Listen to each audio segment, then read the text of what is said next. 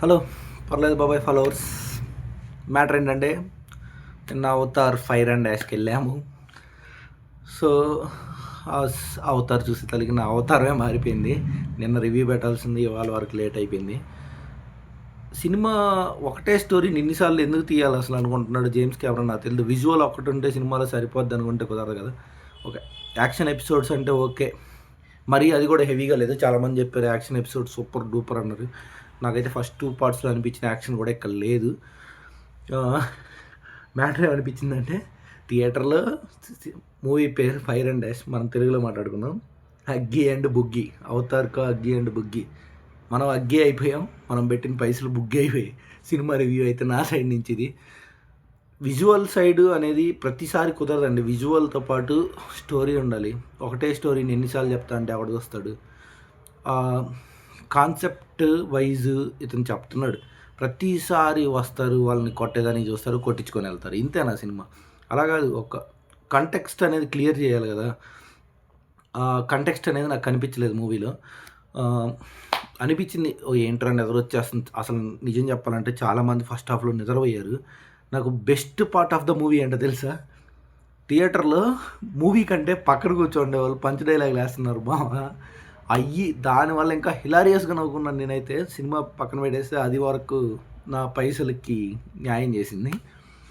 So ఇంకా movie విషయానికి వస్తే నాకు అనిపించింది only visual, climax, action episodes అన్నీ చాలామంది చెప్తున్నారు. నాకైతే అవి కూడా పెద్దగా అనిపించలేదు. నాకు ఫస్ట్ పార్ట్, సెకండ్ పార్ట్లో యాక్షన్ ఎపిసోడ్స్ మీరు చూస్తే థర్డ్ పార్ట్ అసలు మీకు ఒక సైడ్కి కూడా రాదు. బెటర్, ఇంకా ఏదైనా బెటర్ స్టోరీతో ఈ విజువల్స్లో వచ్చేతనే పని అయితేనే మన జేమ్స్ మామ తీసుకోవడం బెటర్ మూవీ. లేదంటే పార్ట్ 4 ఆపేయడమే బెటర్. మనం ఈగర్లీ వెయిటింగ్ అనేది కూడా పోతుంది ఆ సినిమా మీద ఉండేది. రా ఎమోషన్స్ అని సుకుమార్ బాబాయ్ చెప్పాడు. నాకైతే అంత రా ఎమోషన్స్ ఏం కనిపించలేదు. ఒక వరల్డ్ అనేది వాళ్ళు ఆల్రెడీ క్రియేట్ చేసిన వరల్డ్ దాంట్లోకి తీసుకెళ్లారు, చెప్పారు కాంటెక్స్ట్ ఆఫ్ స్టోరీ ఇది అని. కానీ నెక్స్ట్ పార్ట్ కంటిన్యూషన్ అనేది చాలా లీక్స్ అయితే వదులుకున్నాడు.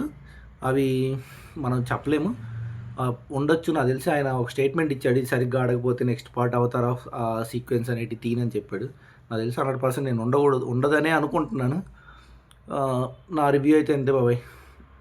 అనవసరంగా మీరు వెళ్ళేసి అగ్గి అయిపోయి మీ డబ్బులను బుక్ చేసుకోకండి. ఇది నా రివ్యూ. అప్పటి వరకు ఫాలో అవ్వండి. ఇవాళే ప్రీమియర్స్ ఆఫ్ సంబాలా మనం వెళ్ళబోతున్నాం.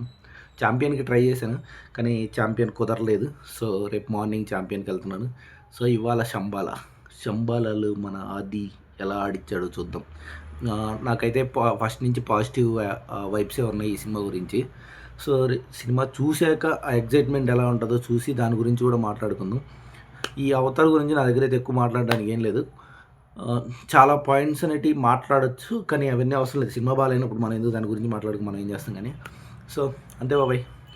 ప్లీజ్ సబ్స్క్రైబ్ టు పర్లేదు బాబాయ్. మీకు ఎలా అనిపించిందో సినిమా కామెంట్ సెక్షన్లో చెప్పండి. మీకు నచ్చిన పాయింట్ ఏంటో కూడా సినిమాలో చెప్పండి. నాకు కొన్ని సీక్వెన్సెస్ నచ్చాయి.